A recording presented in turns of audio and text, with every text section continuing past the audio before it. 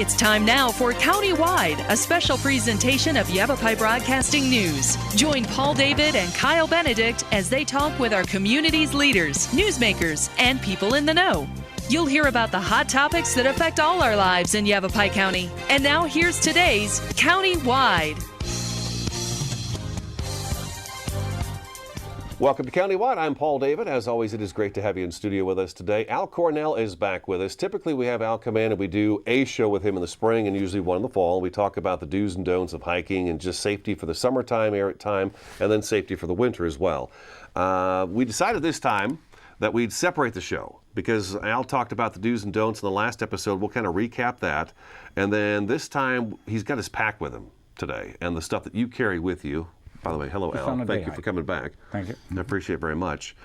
He's got all the stuff lined out for him, and you can see it looks like a lot of stuff, but it's a lot of small stuff, and it doesn't weigh a lot. So we'll talk about that as well. Let's kind of recap what we talked about on the last show. We talked about acclimating yourself to where you're going to be hiking. Get used to that.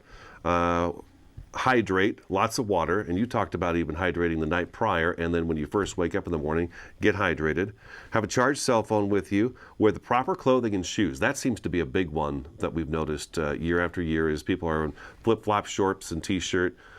The flip-flops are no good for you out here. And then the shorts and t-shirts, by the time the sun goes down, you're starting to get cold. Know the weather and tell someone where you're going and when you'll be back. Okay. And take some gear with you, yeah. And take some gear with you. And that's why Al's here today. Al's got his personal backpack with him, and this is the stuff you take with you when you go out. Yes. All right, so where do we start? Well, I'd say, first of all, I think it's a good idea to have an idea how you want your pack organized. Okay. And I organize mine what I need to protect myself, and that's all body thermal regulation protection, really. Okay. How to keep me alive in hot weather or cold weather. Then be able to communicate with the outside world, and then be able to help yourself if you're injured. Okay. Be able to navigate. And then sustenance and other things, a little bit of food, maybe, and other protections. And if you want, we can go across very quickly. Oh, you don't have to go quick. Go ahead and tell me. Protection. You need something for shelter. It can be very lightweight. This is a 5x8 silk tarp.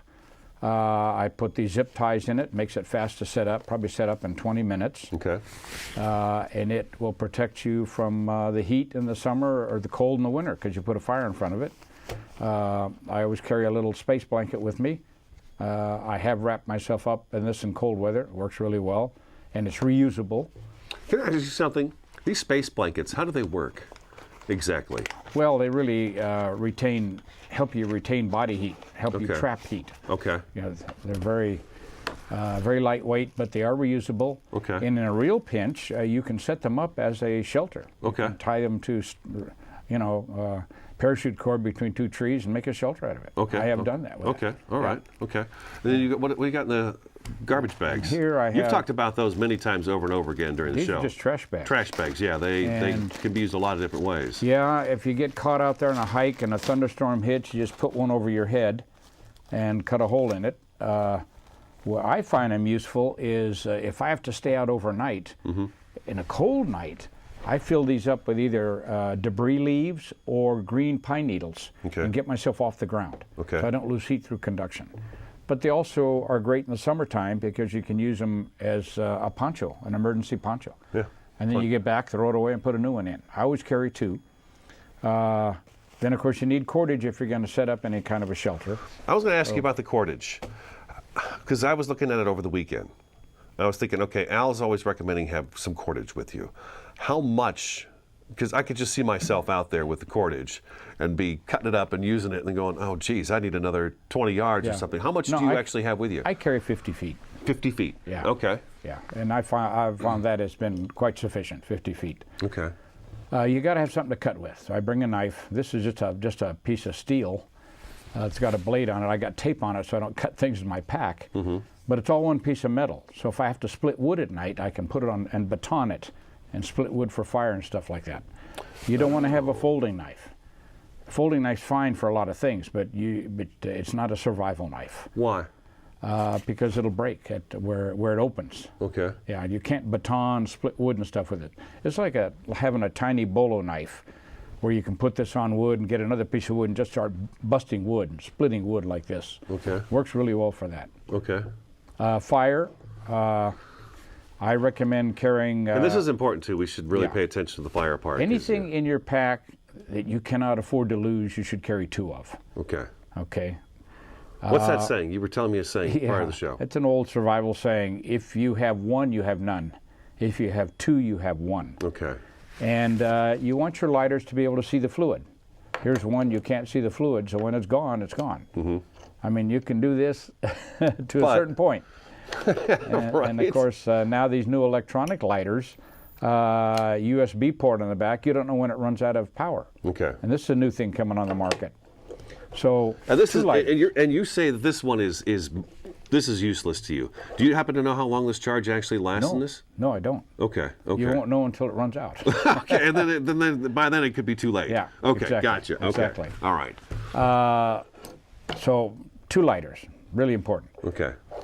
Then you want to maintain contact with the outside world. Can we back up for just 1 second? Can we go back to the lighter and building the fire? I've been meaning to ask you this one. In monsoon season, it pours, and you know that. It just pours and everything gets soaked really fast. What kind of process do you do to find the dry material? Let's say, because we had a very wet winter. Spring, we just had a bunch of rain come through now, and last year during June we had a bunch of rain as well. I guess what I'm getting at is sometimes the ground gets really saturated here, and the runoff is tremendous. How do you go about finding the really dry fuel that you can actually burn? Well, that all depends on your elevation, your ecosystem. In this area, pinyon juniper area, pinyon has a sap comes out, and it's always kind of really soft. Okay. It'll burn wet. Okay. Oh, okay. Keep that in mind. It'll burn wet. You can take a lighter and light it, and it'll light wet. Okay. Take juniper bark off and go to the inside of the bark and take the bark that's right against the tree.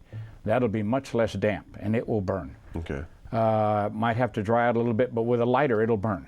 Okay. Up a little bit higher, you have cliff rose. We have cliff rose here too, but cliff rose goes all the way up to 8,000 feet. You take cliff rose off and go to the inner bark of cliff rose, it will burn wet.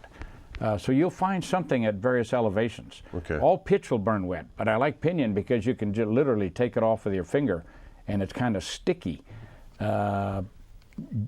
Pitch off of ponderosa trees is harder than woodpecker lips. It'll burn, but it's hard to collect. Okay. But it will burn wet. Okay. Oh yeah. And then rubber burns wet. So if you got any rubber on you, duct tape, anything, these Safeway type bags. I hadn't even thought about that. Duct tape burns wet. Oh yeah. Okay. So get those kind of things, and in fact, this is kind of a catch-all thing here. Little extra stuff. I like to carry a saw. But in here, I carry a little bit of extra cordage. But in here I have a little bit of steel wool, and I have a cotton ball in there with some Vaseline. All those kind of things, easy to carry with you, and will all burn wet. Okay. Burning wet's a serious issue with me, because I've been caught out in storm and not been able to light a fire, and I don't do that anymore. Right. That's important. You might have to get the fire in, and maybe put a shelter above you in the summer times, like a rain fly. Okay. And then you're underneath it. Then they could have a fire, but yeah, it's awful to be out there and be soaking wet and not be able to have a fire, especially if you're caught out overnight. Even in the summertime, just being wet all night long, it's not a nice experience. Okay, all right, we're going to take our first break. Yavapai County Search and Rescue volunteer Al Cornell in studio today. Good phone number for him is 204-2976. Countywide, we'll be back in just a couple minutes.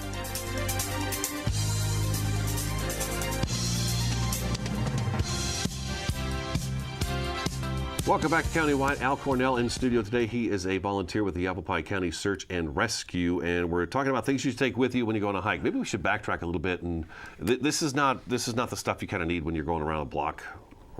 But if you're going to go anywhere out on a trail or out in the wilderness, these are things you should carry with you. Let me ask you this before we jump back into what it is you carry in your pack. About how heavy is the pack you're carrying? Oh, good question. With all my gear in it, but not counting liquid, 7 pounds. 7 pounds. That's all. All right. Yeah. You got the water in it? All of this is 7 pounds. When you get the water in there, what, 10 Well, pounds? I carry in the summer a gallon. So a gallon's 8 pounds right there. Okay, but still, that's not much at all. No. Keep you And when alive. I go out for a hike and carry a gallon, I put more water in the car because usually that gallon's gone when I get back, and then I got water in the car. And some people might think, well, I'm only going to go a mile back in, so it's not that big a deal. But I want to remind folks that in Prescott recently, we had a grandmother with her grandson hiking. They got a quarter mile back on trail. She twisted her ankle, and then she had to send her grandson out to go get help. So we don't know. You never know when it's going to happen. I think last show you were in here, you said you never know when you're going to step on that round rock and twist that ankle or break that leg or hurt yourself to the point where you can't get up and get out. And it can happen just a quarter of a mile in at sunset, and no one's there to help you. And you're going to feel better if you have this with you than if you don't have it with you. Oh yeah. Right, and that is really the idea behind this, not only to keep you alive, but mentally it's going to help you as well. Let me push something since Push it. Okay. Push it, Al. I tell everyone, winter or summer, take a little plastic container like that. It can be a little medicine thing like this. Little film case. Film canister, and put a cotton ball in there impregnated with Vaseline. Okay. And that will light wet. Now you say, well, wait a minute, what if I don't have everything in my pack that's dry? Everything in my pack is wet. You can go to Walmart and get these. This is called a metal match. Harbor Freight sells them for less than $3. And you take the root of your knife and do this, and that will light that thing even if that's soaking wet. Oh, wow, okay. Just pull it apart. It's got these little fine hairs, and you just do that, and it lights. Okay. And that will burn for about 10 to 12 minutes while you're putting things around it that are damp, or you're putting duct tape, rubber stuff around it and getting a bigger fire. Okay. Absolute lifesaver. Okay. Something like that. And then off camera, Al has aluminum foil too, so if the ground's wet, you can lay the aluminum foil down and then build your fire on top of that, and then you're not building on top of wet ground. Yes, exactly. Saves you a lot of time. Otherwise, you have to make a wooden platform for your fire. Okay, Yeah. All right. So let's move on to the next thing. You've got a phone, you've got a signal mirror, and you've got a whistle there. Yeah. Phone's nice and should be out there and should be charged, and we do a lot of rescues by people that call 911, and we're able, most carriers now, to get a ping on where they are, and that's provided to our dispatch, the sheriff's dispatch. We get it and put it into a grid system we use, UTM it's called, plot it on a map, and we know exactly where they are. How close is it? How close is it? Usually it's within 50 feet. Wow, or okay. less. That's good. That's good. But we've had a few that weren't close. But we sent out enough teams. That's the first place we go. One thing about GPS, though, is it's straight line. Okay. So we plot it on a map, and then where are we? And then that's how we get there, straight line. And then is there anything in our way? Okay. And then we may have to navigate a different way to get to them, and that has happened. But that's been a big help. Okay. Cell phones, and then GPS.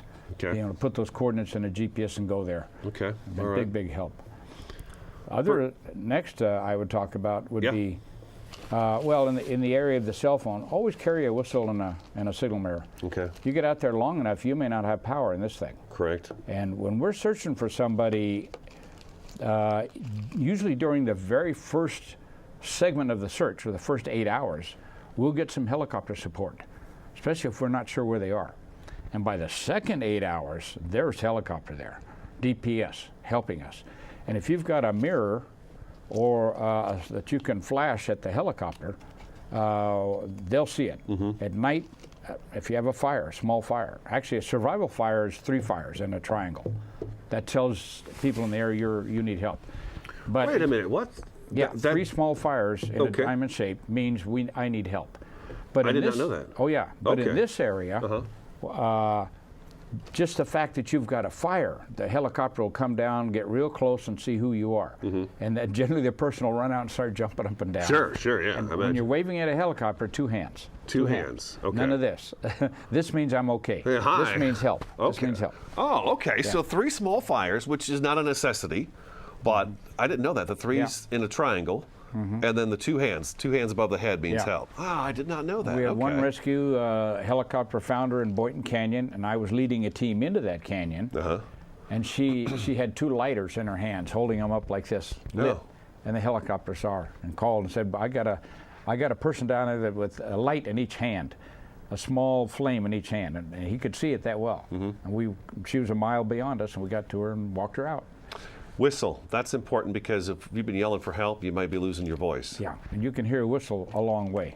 Yeah, some are better than others, but we did have a rescue of 2 girls. We got to the top of Doe Mountain, and we were blowing our whistles, and then we didn't know where they were up there. We just knew they were up there, and they blew a whistle. They had a whistle with them. I was stunned. First time in 20 years I ever ran anybody with a whistle. But they blew a whistle, and we said, all right, there they are, and they were quarter mile over there.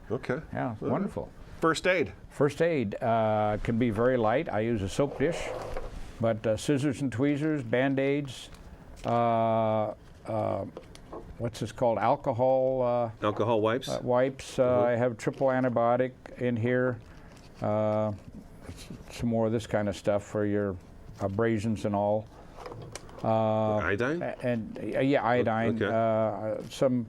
Bring your personal meds. I have some meds in here that I like to carry. That is a really good point to make right there. Yeah. In fact, I'm glad I mentioned that because also in here gloves. That is a really good point. But we rescued a man on top of Horse Mesa, didn't have his meds, and he was a type 1 diabetic. He'd been out there all night, most of the night. He could barely walk. Yeah. So you need to bring your meds with you because you might get caught out. If you're caught out, nice to have your meds. Yeah. Well, that's and a all really of that good point. can fit in a soap dish. Let's take another break. We're going to come back for navigation and food, basically. So stick around. Countywide back in just a couple of minutes. Al Cornell is with us from Yavapai County Search and Rescue. Stick around.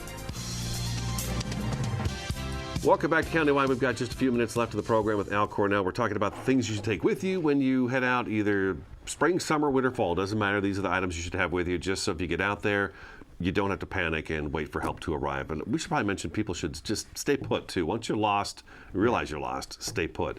Navigation is next. Yeah. Real quick before navigation, bring a flashlight. Flashlight. Good idea. Winter, summer, just day hike, always have a flashlight. Cannot tell you how embarrassing it is to get back towards your car and it's dark and not have a flashlight. Or get trapped and you need a flashlight to go out and collect wood.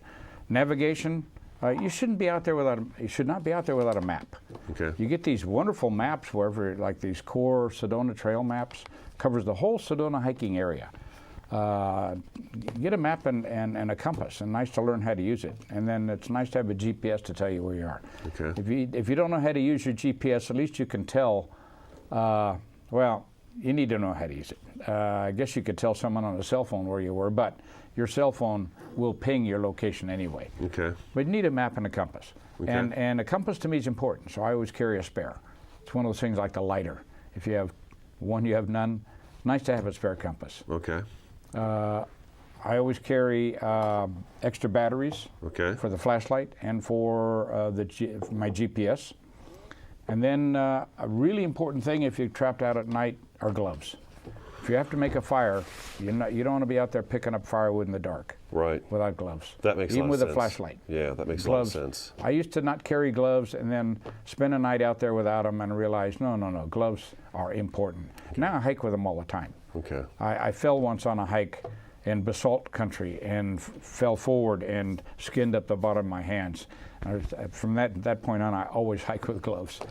We're on my stick. This is interesting. This is just a triangular bandage. You get it at any medical store. It's been used. Very good for any type of injury. Isolating a broken clavicle, a broken arm.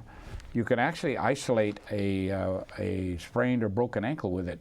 If you have to walk out, you don't really want to, but if you have to, there's a method of tying this on your ankle that I learned from some Canadian medics that really works well.